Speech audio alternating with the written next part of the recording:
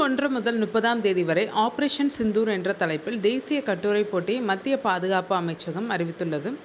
முதல் 3 வெற்றியாளர்களுக்கு தலா ரூபாய் 10,000 ரொக்கப்பரிசும் புதுடெல்லியில் உள்ள செங்கோட்டையில் நடைபெறும் 78வது சுதந்திர தின விழாவில் கலந்து கொள்ளும் வாய்ப்பும் வழங்கப்படும் என்று தெரிவித்துள்ளது. இளம் சிந்தனையாளர்களின் குரல்களை கேட்க பாதுகாப்பு அமைச்சகம் அழைக்கிறது. ஆபரேஷன் சிந்தூர் இந்தியாவின் பயங்கரவாதத்திற்கு எதிரான கொள்கையை மறுவரையறை செய்தல் என்ற தலைப்பில் பாதுகாப்பு அமைச்சகம் மற்றும் மை கவர்மெண்ட் இந்தியா இணைந்து நடத்தும் இருமொழி கட்டுரை போட்டியில் பங்கேற்குமாறு அமைச்சகம் எக்ஸ் தளத்தில் பதிவிட்டுள்ளது.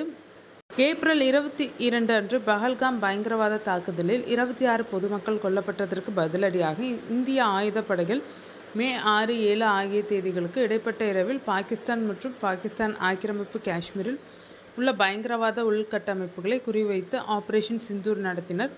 இதற்கு பதிலடியாக பாகிஸ்தான் ஜம்மு காஷ்மீரில் எல்லை தாண்டிய பீரங்கி தாக்குதல்களையும் இராணுவ நிலைகளை பொதுமக்களை குறிவைத்து தொடர்ச்சியான ட்ரோன் தாக்குதல்களையும் நடத்தியது. இவற்றில் பெரும்பாலானவை இந்திய வான் பாதுகாப்பு அமைப்புகளால் முறியடிக்கப்பட்டனர்.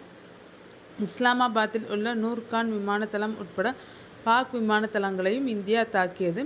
மே 10 அன்று இரு நாடுகளும் போர் நிறுத்தத்தை அறிவிக்கும் வரை இந்த விரோத போக்கு நீடித்தது.